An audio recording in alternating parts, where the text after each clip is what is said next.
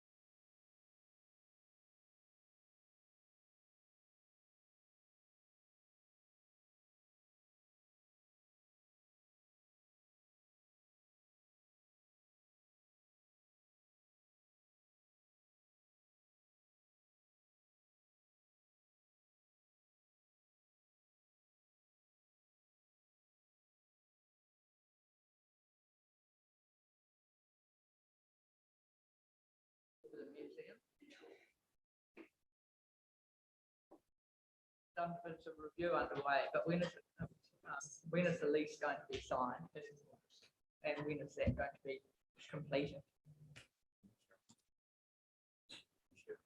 Michelle? Through you, Chair, my understanding is that the conversations have started with the Museum Trust and the lease discussions are underway, and that there is some discussion about the service agreement and lease agreement being worked through together. Thank you. All right, any more queries on the action sheet? Councillor Biddy.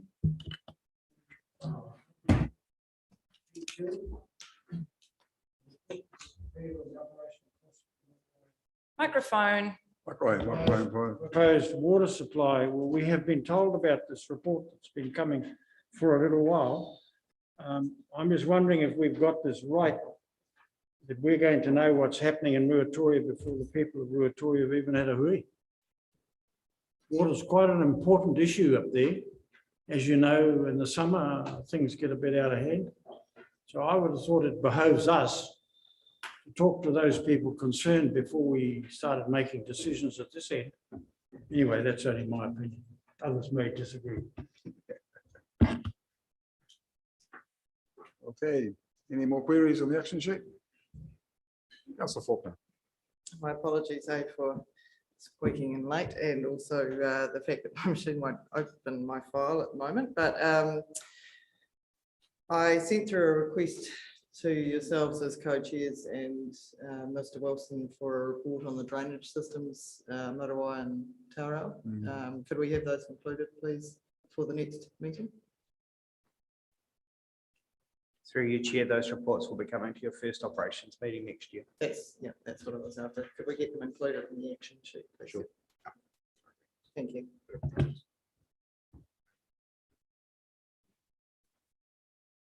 Councillor Robinson. So I don't understand what the answer was to Councillor Burdett's question around the Ruatoria report, because I see it was due last month, actually 2 months ago.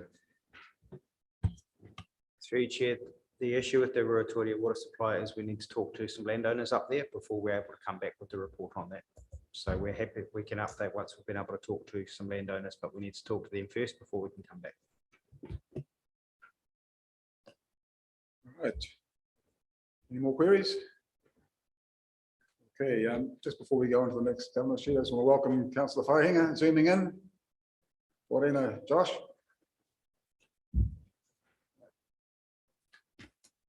Okay, we've got governance work plan on page 19. Any queries there? Okay, well, leave of absence, we've got no leave of absence. We've got no acknowledgements and tributes, public input and petitions, no extraordinary business, no notice of motion or adjourned businesses. So we'll go straight to the reports of the Chief Executive and staff. And on page 20, allocation of the Natural Heritage Fund. That's page 20, thanks.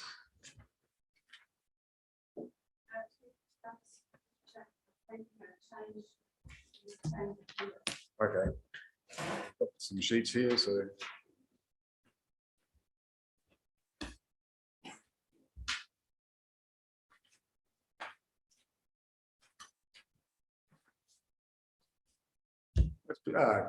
Your worship. I'm very happy to move these because wonderful work that our community do to keep their private properties healthy and happy with grants from us. But I'm always happy to see when someone comes to us and they want to do work that is great for all of us. In the end, it is good for all of us. So I'm very happy to move these and also thank the business owners who took the time to write in, to plan, to make sure they align with how we can hand out this fund. So yes, that's all I have to say. Thank you. I'll second that. Second by Councillor Faulkner. I'll speak to it, Mr. Chairman, since I'm happy to do either that. I completely Councillor agree Seymour. with your worship. These are significant projects that landowners are prepared to put their own time and effort into, and I appreciate that council officers have done a thorough job on reviewing, and it's quite a big piece of work, because if you remember, it used to come to EP and R committee and we individually approved.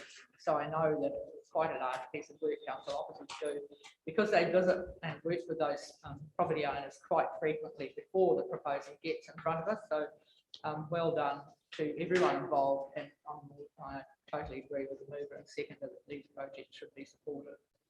Thank you, Mr. Chairman. Yeah, no, it's great. It's a great project, actually. This funding, it's increased from 40,000 to 100,000. I've just been talking to Councillor Burdett earlier, and apparently it was way over 100, or was over 100 years and years ago. So it has fluctuated a little bit, I guess, with the demand. But now there's such strong demand, it's over allocated, way over allocated. So hopefully we might be able to see an increase maybe in the future. But yeah, certainly well supported, and it's great for the region. Mr. Chairman, just a point of correction, it was never over 100,000 for this specific fund. That might have been a different fund. I mean, the fund was about 25 to begin Okay. with, and then it grew to 40. And so this actual natural heritage fund that council supported has never been as large as 100. We put it up in this last year. I stand corrected. Councillor Cranston. Just a question on prioritising, really. I see that one of the failed ones is huge. I don't know, perhaps it's a typo, but it says 14,400 hectares and they're only asking for 6,380, whereas a lot of the other properties are particularly 1, 2, sort of 8, 3.4 hectares. Just on a bang for buck basis, I wonder whether there was going to be a lot more protection on such a huge area, whether it was going to give more bang for the buck or not.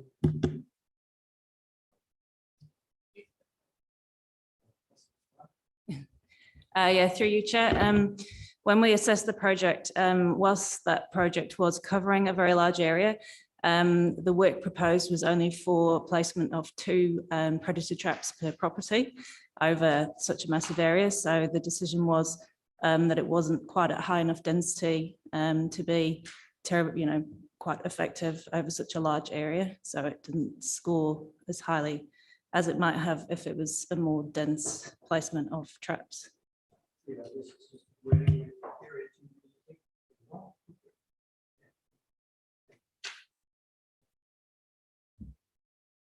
Okay.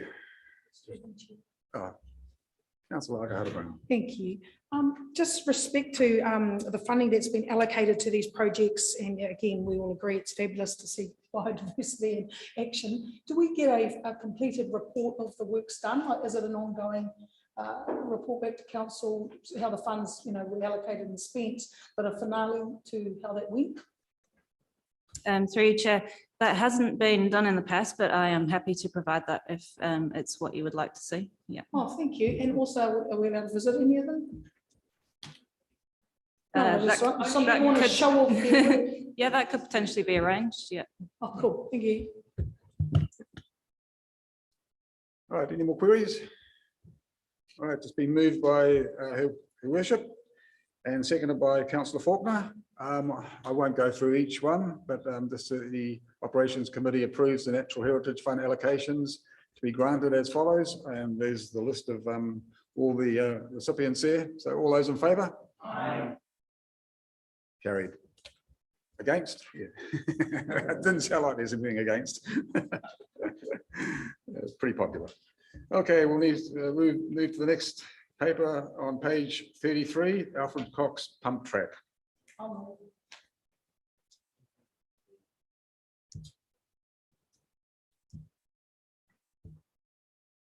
Right.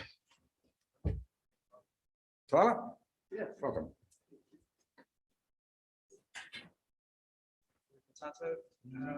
The report brought forward for the pump track, it's the second phase of the skate park and pump track project, which is being delivered by Tide Adventure Trust. Oh, thank you. Both of these are part of the package of urgent sports facilities, rationalised through the community facilities business case and supported by Trust Tide Awhiti. And alongside the skate park project, the pump track in its placement represents a wheeled recreation hub at Alfred Cox Park, which is well connected to our urban cycling walkways. Councillors have engaged with this project at a really high level through the report that was brought forward in August, but noting that that sat alongside a number of other projects. And this is really a chance to kind of engage with the project and ask any questions that you may have. So in line with the other early wins projects, it's being delivered by a community organisation outside of council and funded externally.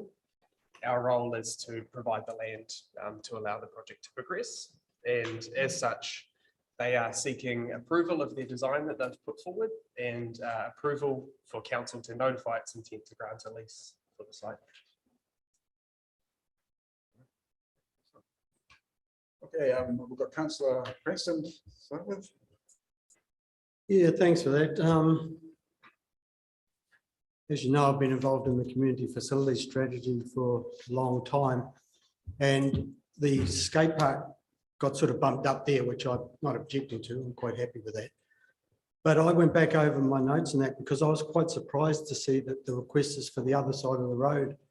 And I couldn't find anything that made that clear. There was no plan indicating that we were looking at something happening on the other side of the road. And I was, yeah, I just don't know. I remember the work that we did on the kids' bike park and that we had a lot of work to do in the deciding of where it was going to go.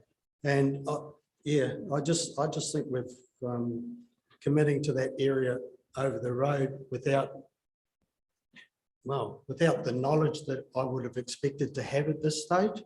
And the concern for me is that there's a lot of indication how TAT's going to look after maintenance and that and the cost and that. But I do note that it is on top of a municipal landfill. And we all know what happens around this town when we start digging into landfill. Take the Hawaii Touring and the dramas that are happening down there and what happens to escalating costs and that. So to be sitting here thinking about the lease at this stage, I think we're a bit too advanced for where this is going. And all the stuff that I've read, it kind of has always been indicating to me the current skate park area.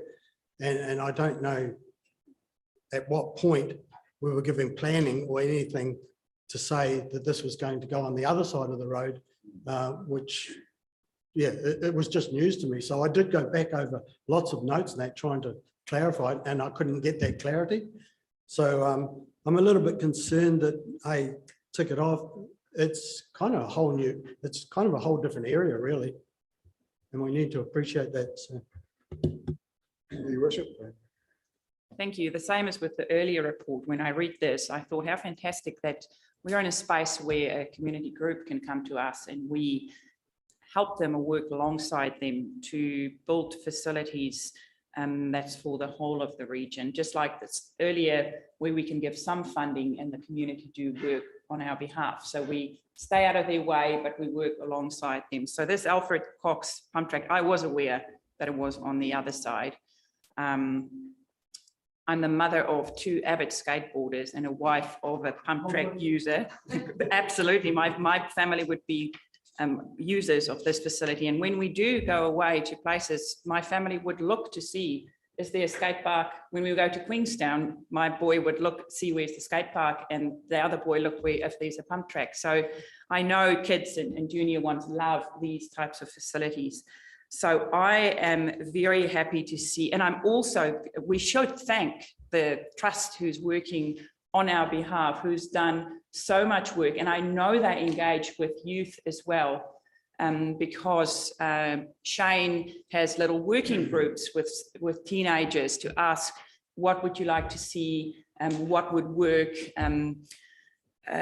What can we change? So I am very, very happy to move this, because I do think it is great for our community.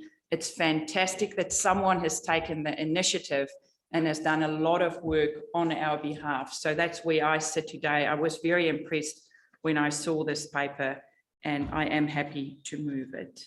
Thank you. Okay, thank you. Councillor Dowsett. Thank you. Yes, I was just going to so that I don't share Councillor Cranston's concerns. Pump tracks by nature are built up, not down. So excavation isn't going to be significant in that site. And really, for me, it's an opportunity that we potentially missed when we were creating the plan, because we're not users.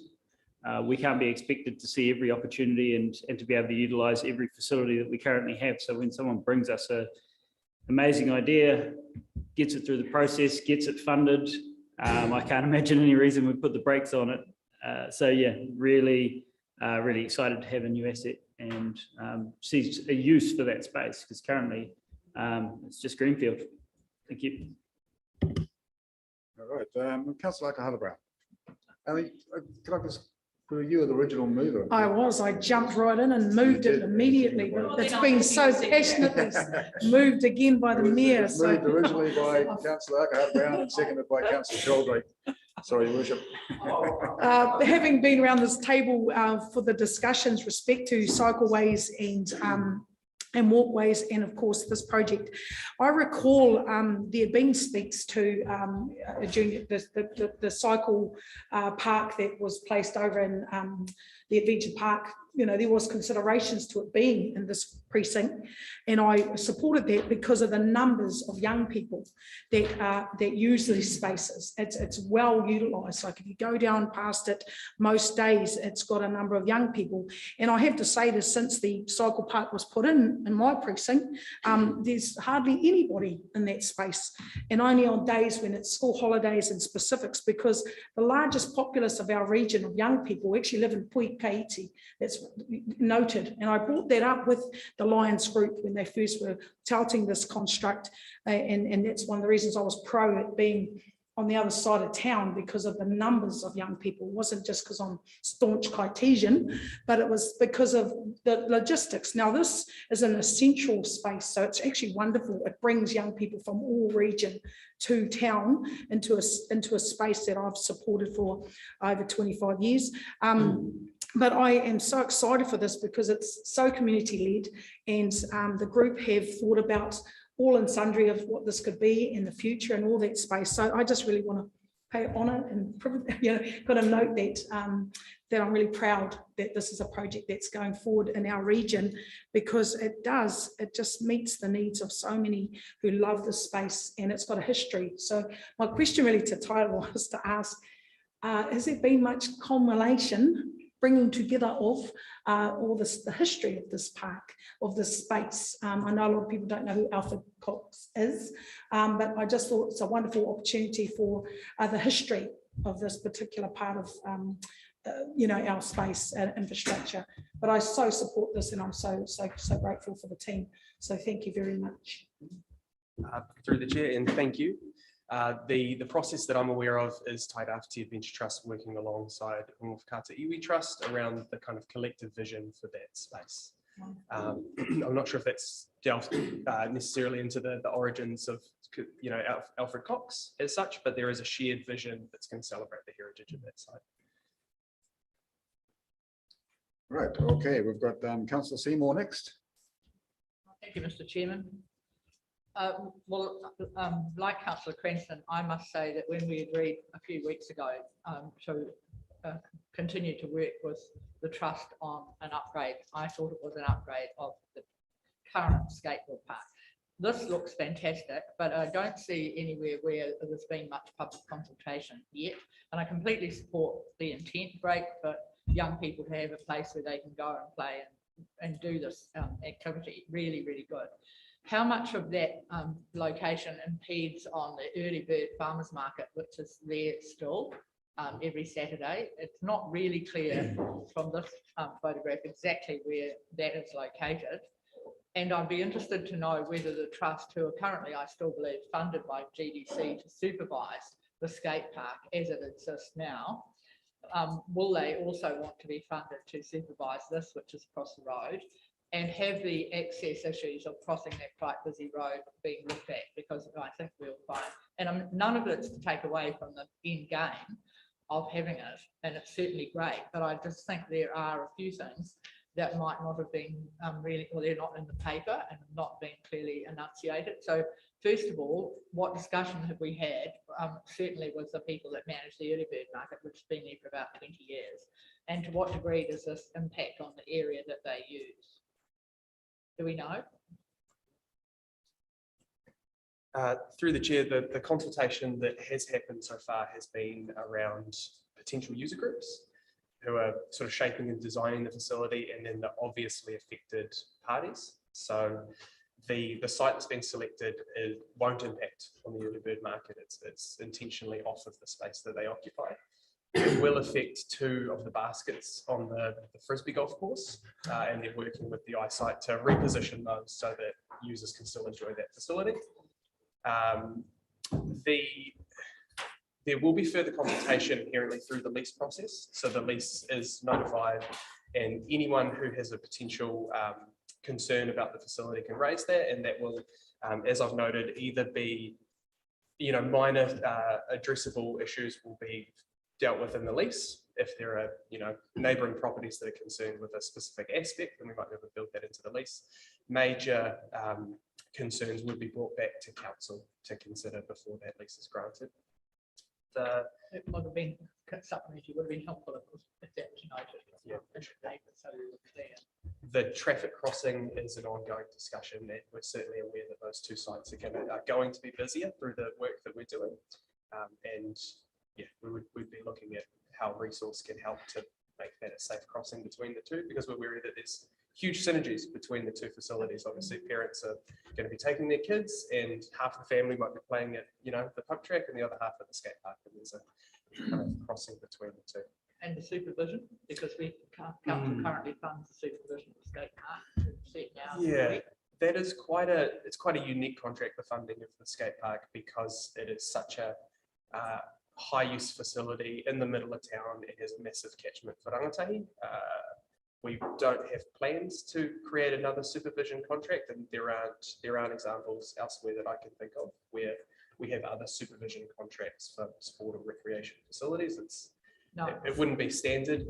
There will be some synergies in the fact that they have a supervisor at the skate park who could, if Tairāwhiti Adventure Trust decide to, head across and sweep it, remove the graffiti and things like that. So the replacement of the pump track close by to the skate park means that we will benefit, and the community will benefit from that resource being nearby, but that's not an anticipated cost from council's end. Thank you for that. And then just supplementary. So could we be assured that the roading team will look at what the safety issues are at the same time, so that by the time, because this is going to take a wee while to complete, and there would be time, I guess, so that the council goes in being proactive and has actually made an arrangement to keep kids safe who choose to cross from one facility to the other. Is that possible? Through the chair, I know that the team have been in discussions about how to get kids safely from one site to the other. And that we could implement that at the same time as the skate park was open. Hopefully. Budget allowing. But we don't want to be the cause of children coming to harm crossing the road to a new facility that we've allowed to happen. That's all. Thank you very much. Thanks for the answers. Great. Councillor Robinson, next. Under the lease, under the proposed lease, and it is addressed under the risk paragraphs 47 and 48, in the event that there was issues with, asbestos or, materials had to be removed, is that cost going to lay on us as the lessor, or is it going to be borne by the lessee? And the other thing is that I can't see any lighting arrangements for this plan. So who will bear the cost of lighting it? Because that is a dark area.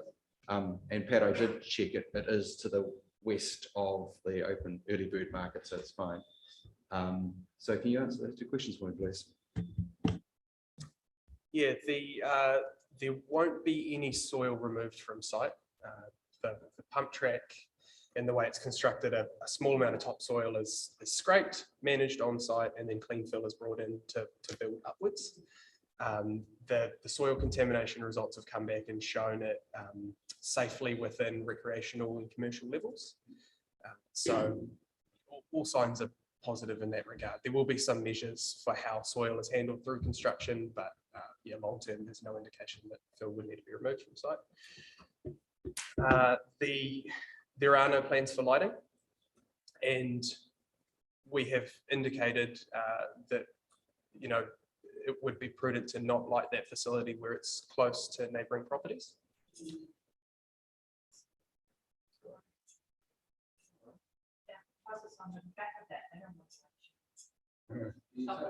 Sorry, are you saying that in the 2021, we can't manage lighting so that it doesn't go north as opposed to south, and then it'll be lit on the north side of the track facing south? It's going to light the track, not necessarily spill into the back lawns of the houses along Hootia Street.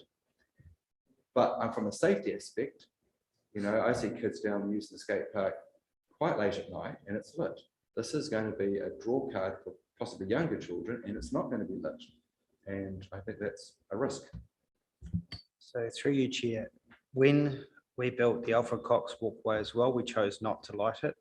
You'll have this, if you look around the district, very few of our facilities are lit up, and it's because we don't want them to be used after dark. That's when we start getting antisocial behaviour and those things start to become an issue for us.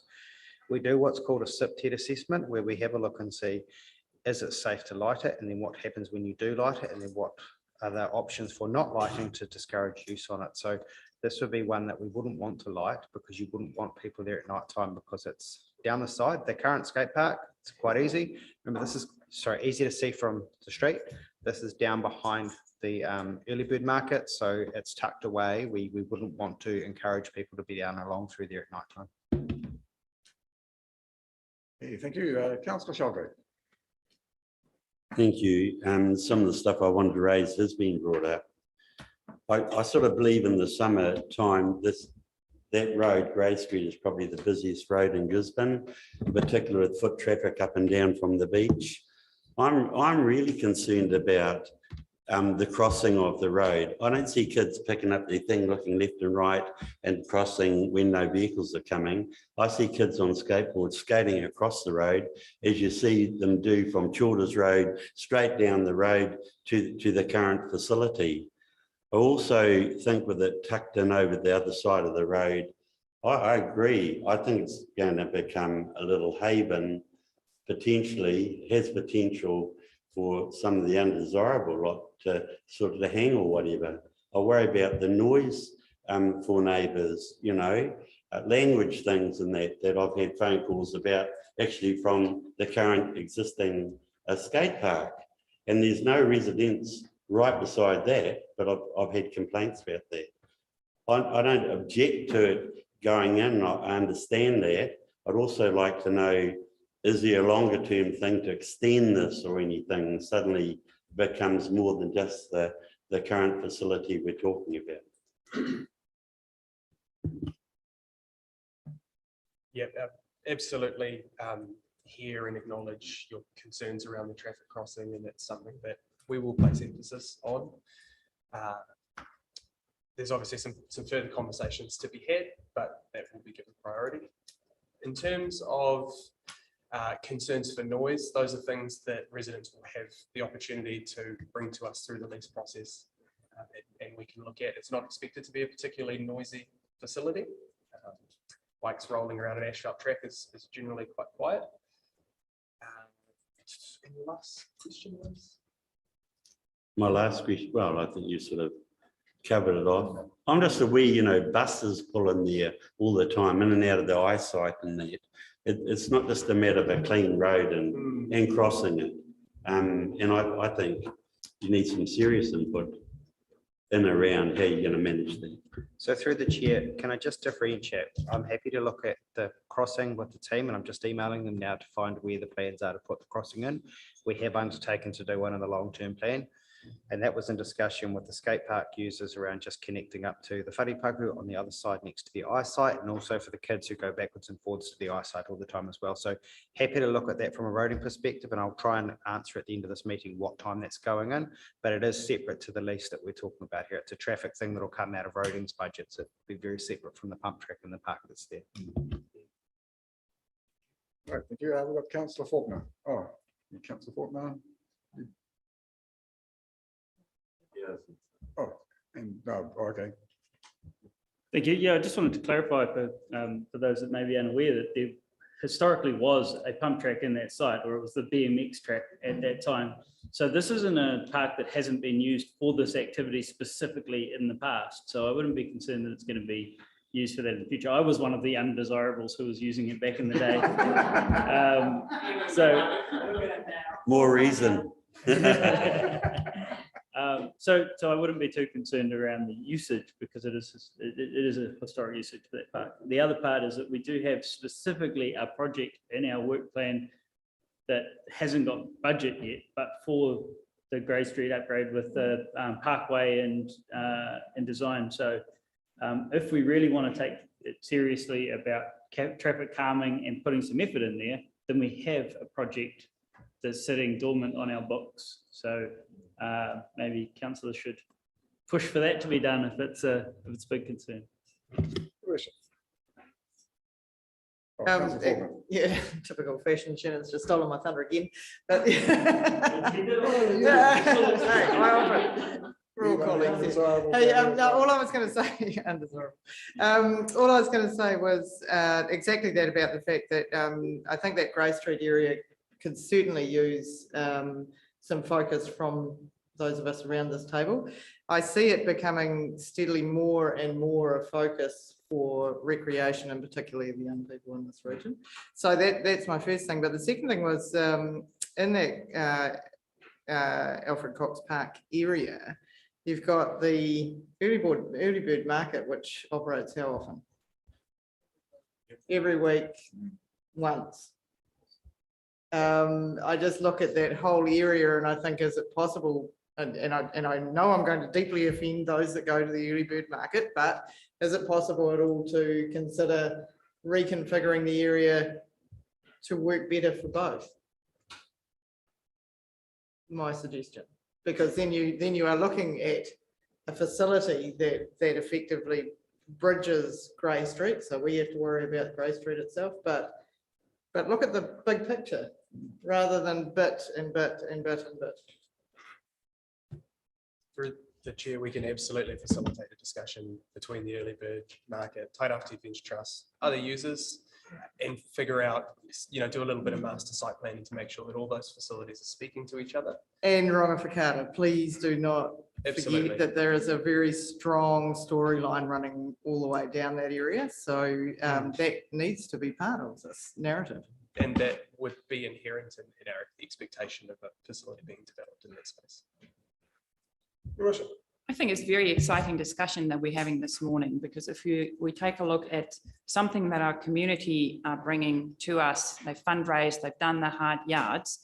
Our job as council should be, and this is exactly the questions that were asked here this morning, how do we make sure in the bigger picture that if we see this developing more and more, that we make sure there's a proper crossing for our kids. If it grows more and more and we see there are some need maybe for lights there, that we then come back with those discussions and have those overarching safety measures, but to pull it all together. So I'm really excited by this project, and also impressed that councillors are doing the high level, trying to think the high level thinking when, like Shannon said, we do have a plan in our spatial planning for Grey Street and different plans there. So this all fit in nicely with that. And then as we go, we can build on this as we see how it develops. But overall, feedback I receive often when I go to schools, I'm going to Wainui School again tomorrow morning, and I always ask the kids, what do they want? Where do they see council fit into their plans? And it is always that 10 to 17-year-old group, the intermediate and the high school kids, that say there's nothing for us to do in town. We would like if we go to Napier on the beachfront, there are the pump tracks and different things there. So we are moving in the right direction, people. I'm really, really impressed that we are listening to our youth and making facilities available with the help of the Skating Trust, and then also having those long-term things to think, how do we tie it all together and keep everyone safe?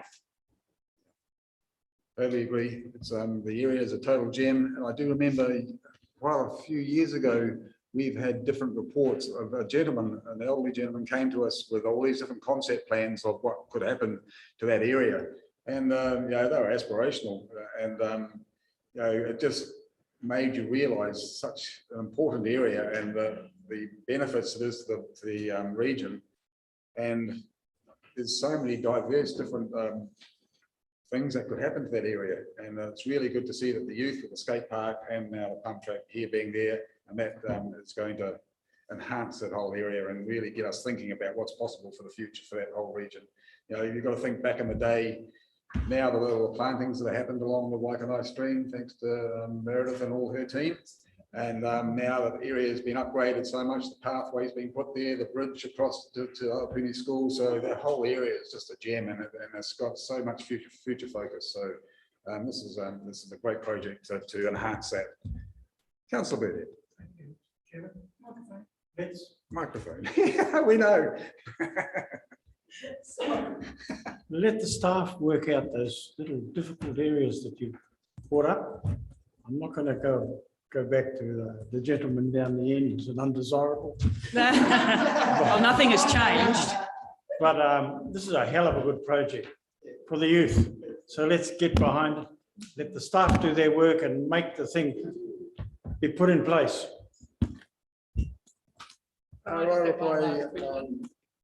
Something new.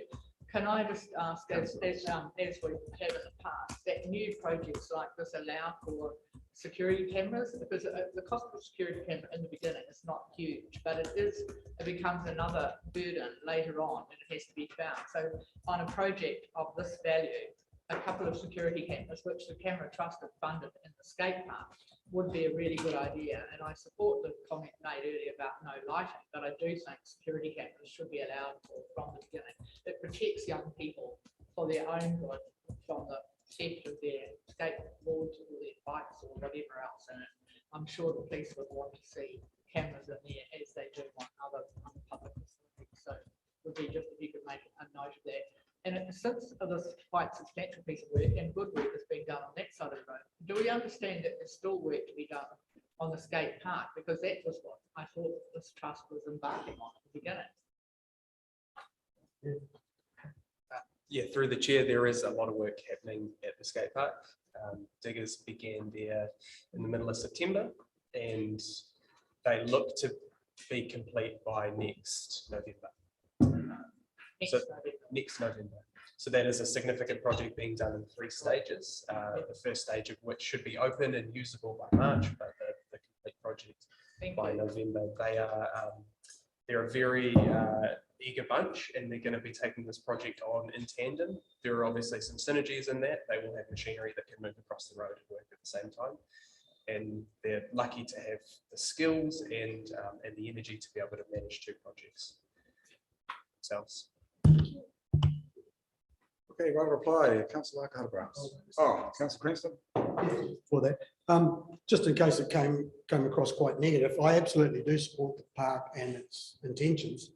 My only query was a robust process of committing to a location, and that's based on, I know what we had to go through to do the bike park. It took months and months to get that site approved. It's a very similar thing. You know, I was involved with that bike park, and the hoops we had to jump through to get them to commit to that site.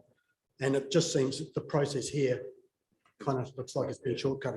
But in general, the concept, the intentions and that, I do support. I just get excited because I think about the next Olympic skateboard champion coming from Tairawhiti. culture. One of the frameworks of when I sit around this table, often we talk about, sadly, those are called undesirables, that are concerns within the framework, but all behaviour is indicative of how people feel. And young people, you spoke about being an undesirable. I was standing up for you. Okay, fine. My framework to this is that when you are building a new entity and there's concerns about those who are using it, is that you create that culture up front. There's a space to do tuakana and taina, little brother, you know, big brother, little brother, kind of sister, all that space as far as crossing roads and all of this stuff. So if we go into this with a vision to support the Tairawhiti Action group, then we help with that framework too. And I love that this is done in connection with the Rongo Whakaata, who have done some considerable work down in that rail space with the story, as well as the riparian planting that has happened. They were to celebrate 10 years, but of course the weather stopped that celebration.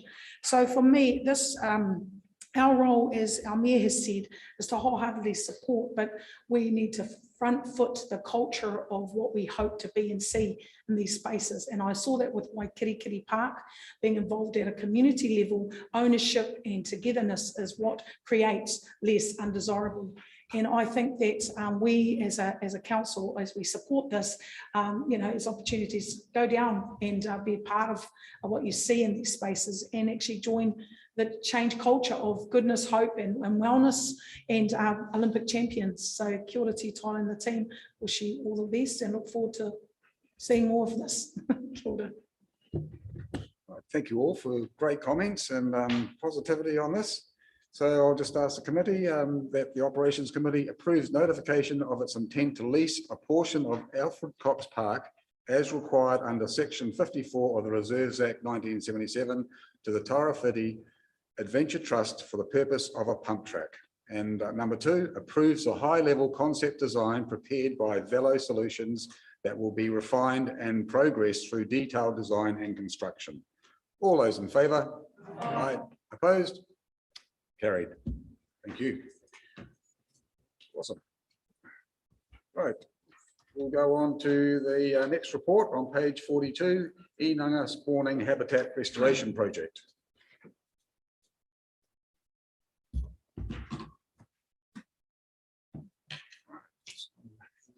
Thank you, Chair. Morena tātou. Unfortunately, Olive Stephen couldn't be here this morning, who's the author of this report and who's been heavily involved in the Enonga restoration project. Hopefully the report speaks for itself, but I will do my best to answer any questions you may have. Yeah, this is a great report, and you know, it might be about Enonga spawning habitat, but actually it's enhancing every other being in that area. So to use Enonga spawning as the catalyst for all this is great. It's so good. Because you know the benefits for all the species that are in those, or that were in those waterways, and we want them all back. So yeah, great initiative. I'm happy to move, Mr. Chairman. It is a good project and fits into our biodiversity work. So It does. It does so well. Yeah. Moved by Councillor Seymour, seconded by Councillor Faulkner. We got Councillor. You want to speak? Okay. Councillor Faulkner first.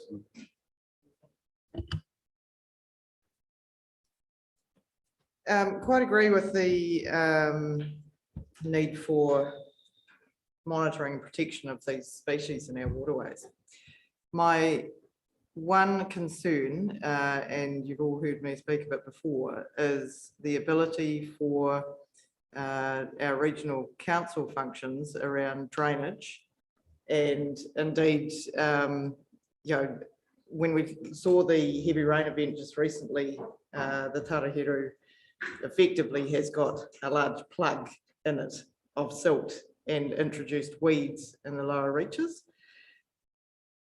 How do we marry the needs of our community from the point of view of keeping our city safe from flooding, along with a project such as this, which all of us would support in its conception? So through you, Chair, that is an ongoing challenge, but we work closely with our land, rivers and coastal staff as well. So we do our best. It's not one staff member working in isolation from the rest of the council. And you will see that the new national policy statement for fresh water requires us to develop action plans for waterways that are not quite meeting their attributes. So when we do that as a council, we'll need to make sure that's a holistic approach and not an isolated approach. And the integrated stormwater catchment plans feed into that as well.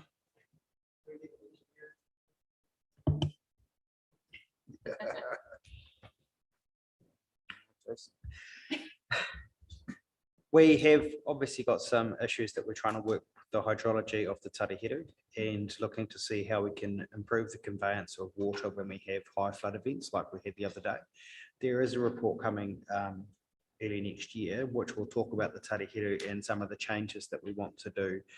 That does include some of the suggestions from the Land Rivers and Coastal team about how that can be done in the best way possible, how we can manage some of the build-up that we have got along from where we are sitting right back up to Campion. So we do have some suggestions that we'll be putting forward to the team, but it all subject to a lot more work needs to happen here. Okay, we've got Councillor Cranston and Councillor Robinson. Yeah, it's probably around point 24 on page 47. With the artificial habitats and that, the photo of them looks like a flood would wash them away. Do we know what sort of, how robust their habitats are during the times of said flood? And are we back to square one when that happens? So through you, Chair, that's one of the things that's taken into account as part of the installation, because obviously we don't want these habitat creations then causing further issues downstream. I don't know whether the sites have been checked post the latest rain event, but I'll follow up on that with Stephen. So Robinson and then Councillor Dowsing. Thanks. Joe, paragraph 14 says there's a water quality monitoring program set up for the project which provided good data in relation to the Tarahiru River Restoration Project. Can you just remind me, because my memory bank's empty on this one. I know that Tarahiru is in significant decline, water quality wise. Where can you just give us a brief summary of that project? Where's that at in timeframes? Because I was excited to read this good data. Where does that fit into a project, please?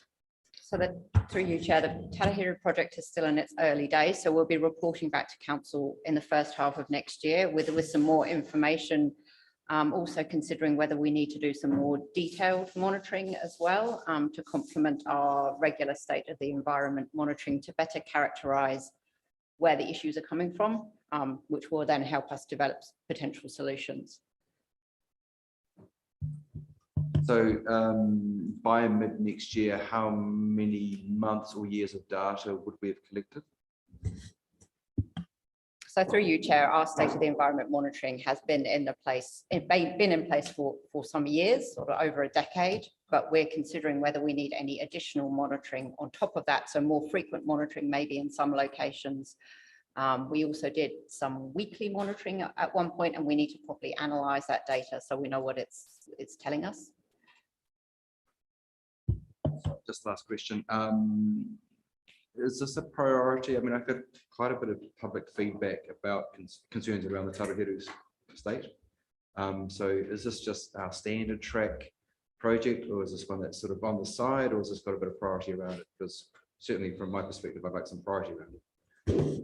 So through you, Chair, yes, it has increasing priority. It's become one of my focus areas. I'm working with the science and monitoring teams on how we approach restoration of the Tarahiru sort of holistically, because there are a number of factors to consider, including the drainage and flooding issues.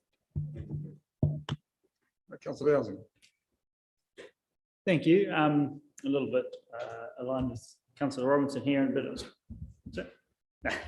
but it was really more, I've questioned this in the past, and it was around our build for modified environments within stop banks, and the fact that we don't require any biodiversity or any habitat creation within our stop bank areas. So we're essentially, scrapping that part of the river for value or environmental value. So I question how amazing project, and it's not specifically about this project as such, but if we're going to be doing restoration of habitat, why is it not in all of the opportunities that we see in built and modified environments? For example, when we're doing stop bank regeneration and have swathes of land inside them that are just being put to pasture, there must be opportunity lost in those scenarios. Through you, Chair, the biggest one is obviously the Waipawa Stop Bank program. A lot of that is around the risk of introducing things into the inside of the stop bank, because trees are actually a hazard to the stop bank. They can actually become a weak point. A lot of the things that they're doing on the Tarihiru and those things are quite close to the water's edge. We need as much conveyance through Waipawa as we can possibly get. So the Waipawa stop bank, if you look at the works that we're doing, it's actually quite a long way away from the water at normal flow heights. We've been removing progressively built structures and trees out of the stop banks themselves, because they, as I said, become quite dangerous weak points for us going forward. We haven't been doing anything down by the water. So we're working from the stop bank across the trees, but we're not going near the water. What's where is the division? Because I would imagine that there's got to be the margin, the transition between the natural river flow and whatever area we're building, and rivers change course. So it must cut and take and do what it wants within that boundary. Yeah, it's not part of the paper. I agree. Sorry. No, that's fine. Thank you, Councillor Seymour. Okay. I think there's no more queries. Councillor Hartigan. Thank you, Joe, and thanks to those who have done this paper. Of course, we are aware of lots of kind of biodiverse spaces popping up around our region, etc. And I just wondered, does it, and excuse my ignorance or not, does it kind of fly into the SNA? You know, because we're talking a lot about this RMA reform space, and there's all these new terms coming into the mix, and so you know, how do we kind of bring them all together? Because it's talking about this being a decline, the Enonga, and you know, we're trying to save it and to do our part. And when I look at the Taruhiru, we've already raised the issue of its wellness or non-wellness. But does the SNA or frameworks of those other, those titles or new names to things come into this space, or not at all? Because I always feel like we've got so much that could join together. So through you, Chair, the MPS, proposed MPS for biodiversity doesn't capture the freshwater elements of biodiversity. So as a council, it's then our job to kind of knit together all the different pieces, be they coastal biodiversity, because there's a separate policy statement for the coastal environment that includes biodiversity matters, the MPS for more terrestrial based biodiversity, and these freshwater biodiversity. So we will be linking them all together, and there's lots of work going on both with the integrated catchments team and our strategic planning and science teams to try and create a holistic picture and join together the dots. So you're creating corridors of biodiversity and join together networks. Thank you. I guess because I am hearing a lot more around mātauranga and maramataka frameworks, because from a te ao Māori, all things connect. So it's great to hear that that's indeed how we're doing. Thank you. Okay, all right. I think with no more comment. It's just a noting report, but do I have a mover? Moved by Councillor Burdett. Oh, okay, sorry, Councillor Seymour and then Councillor Faulkner. It was too. My apologies. Okay, got the Operations Committee notes, the contents of the report. All in favour? All right. Contrary? Carried. Right.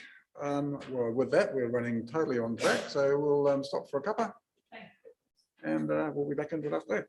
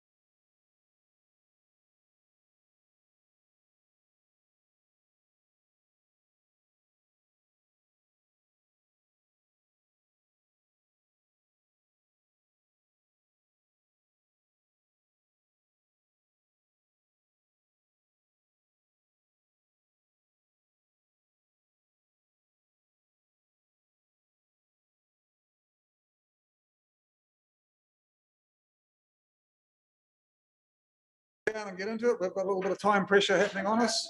We've got a workshop after this and then. So yep, if we can all be seated, please, and we'll continue. Yeah. And David's just got a bit more information on the crossing in Grey Street from Alfred Cox Park. And yeah, so David, if you give us a quick update, but we don't need any comment. It's just an update and we'll get straight into the next paper. So the team have come back to me. They had $60,000 in the RLTP as a safety project, and that's been funded by Waka Kotahi. So we can either do it this financial year or next, and it's just because we need to find the local share, which is 20 grand. So they're going to come back to me if we'll do it this year or next year financially.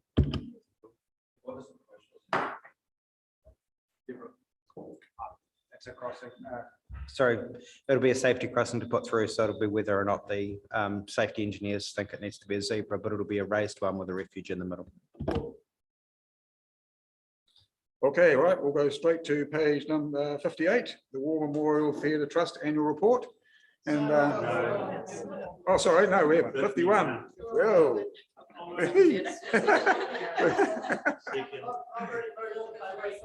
Oh, wait, we're racing here. Going a bit too fast, slow down. Okay, Soil Quality Monitoring Program, page 51. Okay, we've got mover and do we have a mover? Yes, and then the Councillor Faulkner. And second Councillor Sheldrake. Yeah, we've got some comments to have on this. Yep, Councillor Faulkner. This sort of thing really, I'm delighted to see this come to councillors. This is exactly, information is power in these situations, and our knowledge of our soils and the uses thereof are just so important, particularly in this council with its unitary authority across both regional and district functions.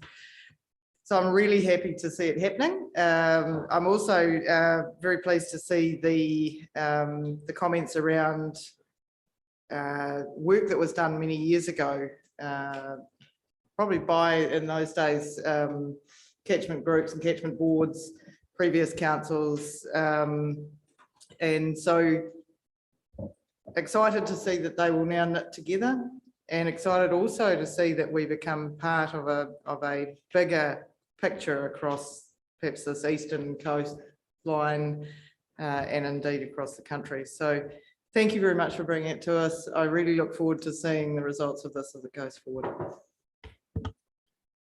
Yeah, thank you for that. Yeah, I mean, it's so important, the soils, and we've got supposedly some of the richest soils in the country. So this will, this testing and everything will enhance that.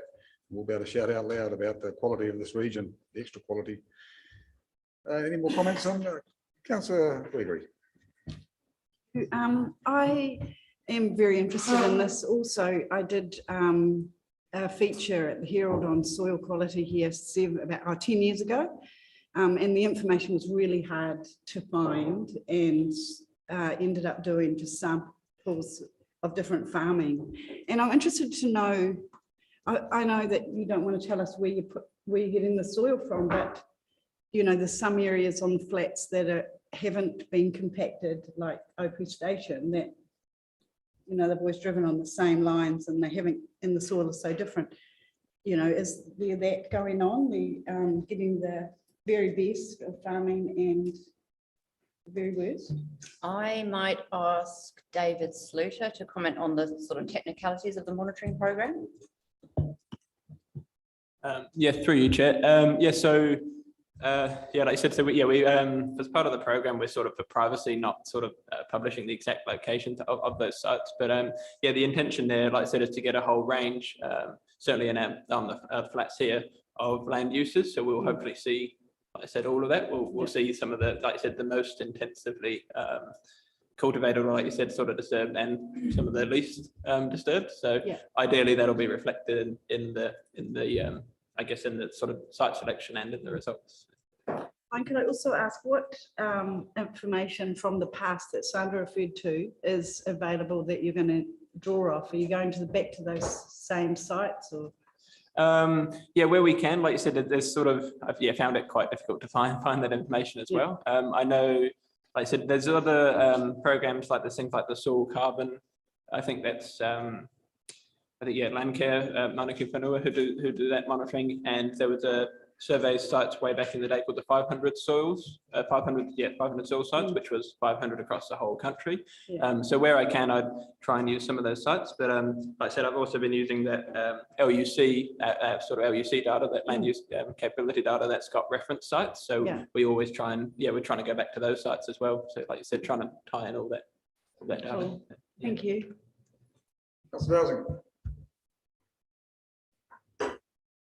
Thank you. Yeah, the paper started really strong with there's a strong tradition of land and soil management in Tairāwhiti, but then it doesn't say what that history was and how long ago that ended, which I was quite interested in, unless I missed it. But, It's ongoing, it's just not very okay.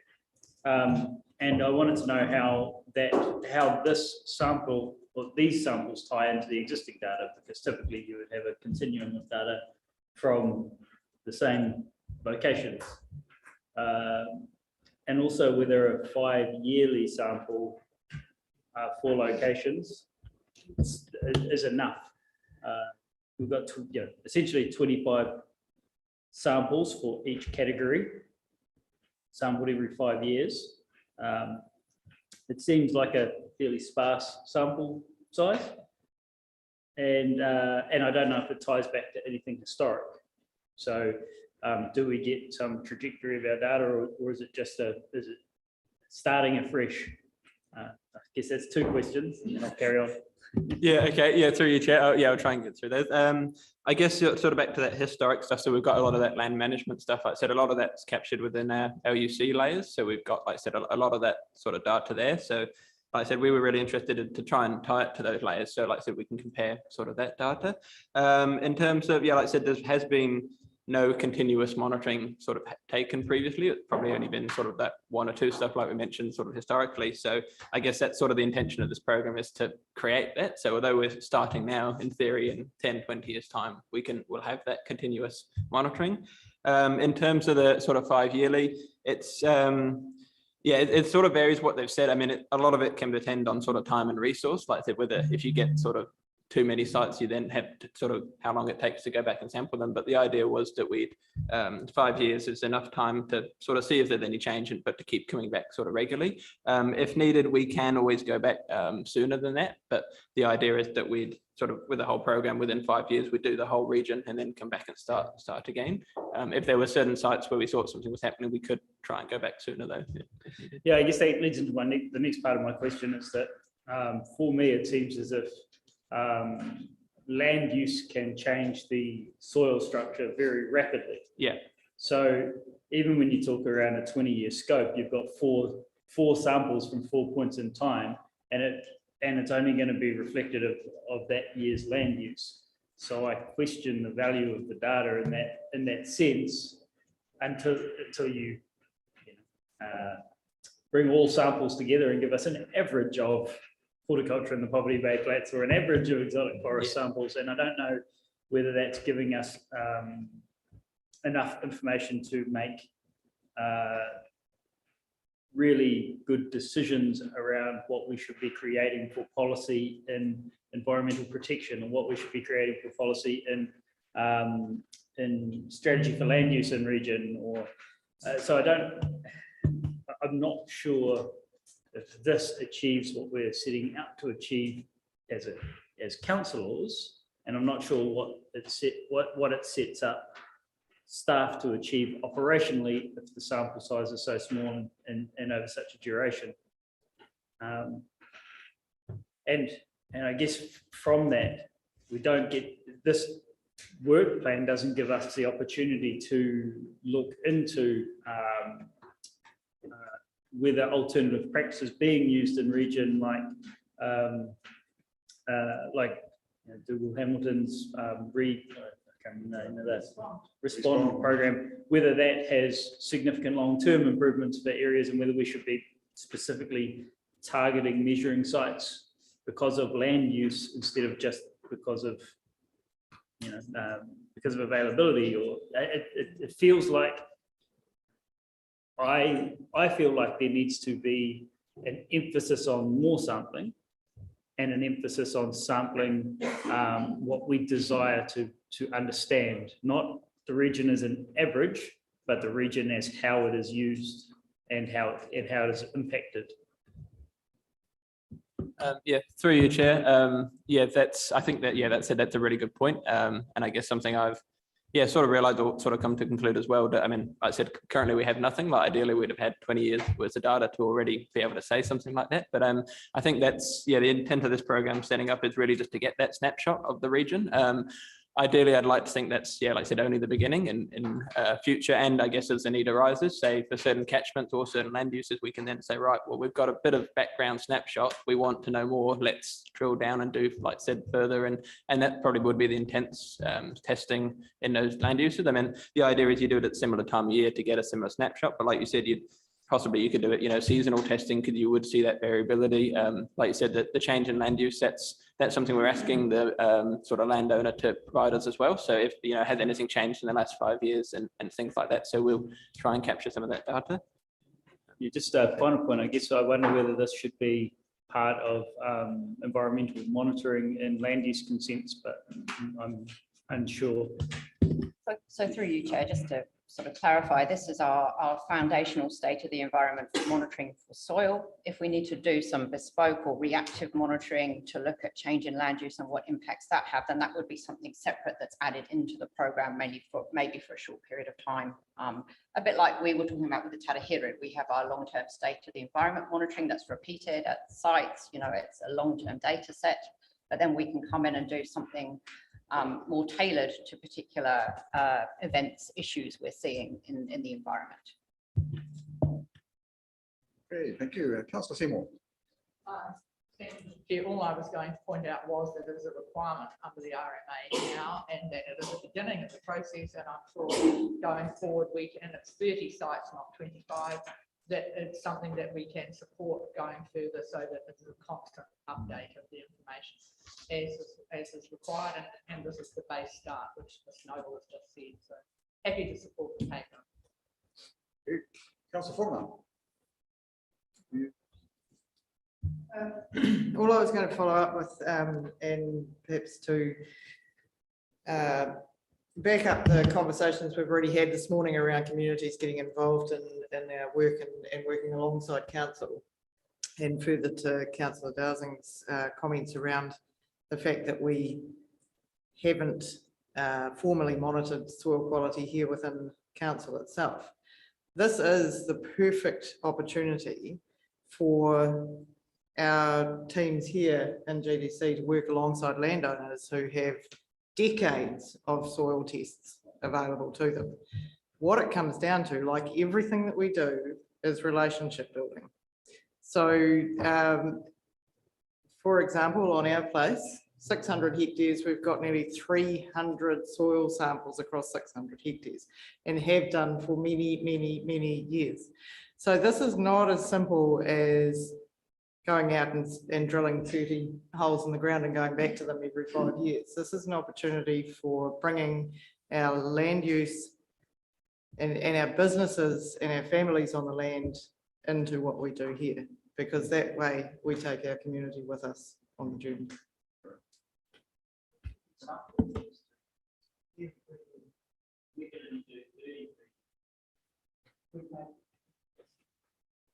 Councillor Shelby. Thank you. I'm just keen with the engagement, looking at page 5512 with iwi. Like, are they front footing the science with you, or is it just you sharing information there? And how is the engagement with the landowners and the science behind that rolling with them, please? Yeah, through you, Chair. So yeah, and at this stage, the engagement's really going to be more, like you said, that sort of advisory and sort of informing, rather than them actually doing the testing. I think that comes down to sort of what Downsing and Councillor Faulkner have said about getting the community more involved at, at a later stage if we can. But yeah, at this stage, we've just been working with sort of our iwi engagement team to sort of get the message out there and then inform them of our progress today. Right. Councillor Robinson. it has been said that there are certain local players who abuse the soil. And therefore, it's really important that we maintain absolute integrity in this program. I just leave it at that. Thank you. Okay, it's been moved by Councillor Faulkner, seconded by Councillor Sheldrake. Just a noting paper. All those in favour? Aye. Contrary? Carried. Okay, now we'll go on to page 58. As Chairman, I'm happy to move for information. This is the purpose that the War Memorial Theatre Trust is required to report annually to Gisborne District Council on its activity for the year and the funding of particular items for either of the theatres.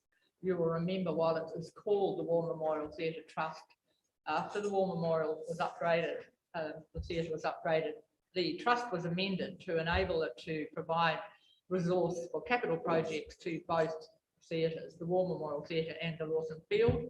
And subsequent to this annual report, we have just approved the replacement of the air conditioning units in the War Memorial Theatre, who are now at the end of their life. It could be considered to be R&M, but in actual fact, the trust has agreed to fund those because the units that were put in at the time of the upgrade of the War Memorial Theatre were in fact the old theatre air conditioning units, which are now beyond their life. So that was a 60,000 contribution, which we confirmed this week, along with a series of other items that we approved at our AGM, something like $90,000 worth of small capital items. And thanks to Ms. Walsh as manager of the theatres, Penny puts to us a paper requesting the items that will be funded, and the War Memorial Theatre trustees make a decision on that funding. So I'm happy to move the receipt of the paper. Thank you. The mayor is a member of the trust, so she can add to anything if she wishes. Yes, I would love to add to that. I want to publicly acknowledge the work that the War Memorial Theatre Trust has done. So for those of you that are relatively new around the table, it was a group of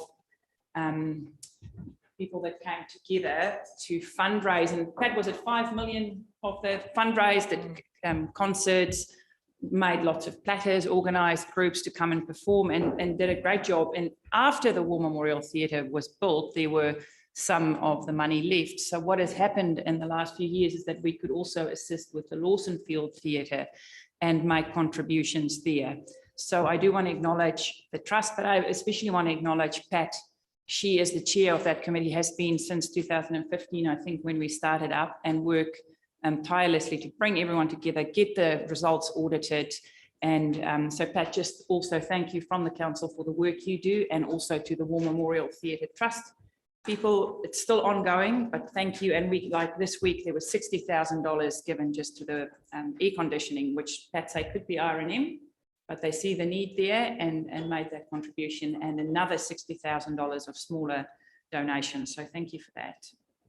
Thank you. I should have, Mr. Chairman, while I was speaking, referred to page 75 of 76, and you'll see the specific items there that were asked for this year, and you'll see where one or two things weren't approved, and you can make your own judgment. And then the item 4 was the upgraded units, and we did ask for a sharper price, and I have to say that the individual company came back with a sharper price, and that's what we approved this week. These other items with a tick beside them were approved at the time of the annual general meeting. I draw your attention to item 7, which is sprinklers, and that is in the long-term plan for 2025, and that's a substantial capital item that either council as the ratepayers or somebody is going to need to fund to meet the health and safety and fire service requirements of the theatre in the future.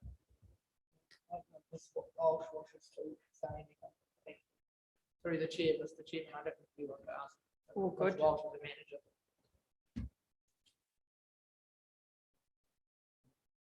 Councillor Cranston, a question. Yeah, it is a question for you anyway, Denny. I know during the Wilson Field, when we were going through all the prep to get the renovations done, it was identified as a risk that some of the groups may, well, they had to move away from the theatre for a while. And the risk was whether they'd come back. I was just thinking, you know, I do try to get to most of the shows and that, but it kind of seems like I haven't been there for a year or so. So are the bookings strong there, or have we sort of lost something? I know I've been to shows at different locations. Yes, the bookings have been strong, and probably the majority of the bookings over the last 2 years have been cancelled. And local productions who have booked the theatre for theatrical purposes have moved their events several times, and yeah, it's just the time that it is, but they're really, really well used by local people. And at the War Memorial Theatre, more and more local people are really ramping up their productions. They're very slick now, and they are getting really good audiences. One that was lucky enough to go ahead last year, they ran for 9 nights really successfully, which is pretty awesome in a 500-seat theatre in a very small city. So in addition to what Pat Councillor Seymour was saying, I can't express how grateful we are as staff for the support that the Trust has given our cultural facilities, both theatres and the library. We are in a really great place compared to other communities. We're very fortunate to have those. We are aware of that every single day, that we can manage the situations that we've been in. It's just really unfortunate that this time that, well, for the last nearly 2 years, that we've had to really limit those services just because of the numbers of people and what have you. But we worked really hard to make things go ahead and help things go ahead. The Tairāwhiti Arts Festival was an example of that. The big pivot around that, sorry to use that word, but they made it work, and they'll make it happen again in February. So as far as services go, pretty really pleased with how the teams have managed things, and just so grateful for the Trust to be able to keep supporting items that we wouldn't otherwise get. So all our kind of electronic gear, the tech gear, for instance, is we've been able to keep that pretty up to the minute, which is what visitors expect, visiting promoters expect, and just keep adding, like the, for instance, the current air conditioning units at War Memorial Theatre, that are 2 of them, there's 3. One, when it was built, opened in 2014, 1 was new and 2 were from the old building and expected to have a 5-year life. So they've pushed past that, and then just one day they died. So we're really grateful to be able to seamlessly come through and keep that facility top notch. Thank you. Councillor Dowsing. Yeah, just a shout out to the project manager who saved us a few dollars on reusing air conditioning units.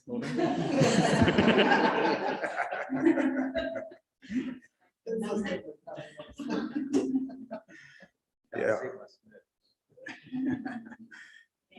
I'd just like to reiterate the great work that the Trust has done. Thank you so much, Councillor Seymour, and the Trust members, your worship, and the members. It's fantastic, and the contribution you've done to this community has been absolutely awesome. So, yeah, long may it last. Okay, all right. Well, it's a voting report. All those in favour? Aye. Contrary? Carried. Okay, well, that brings us to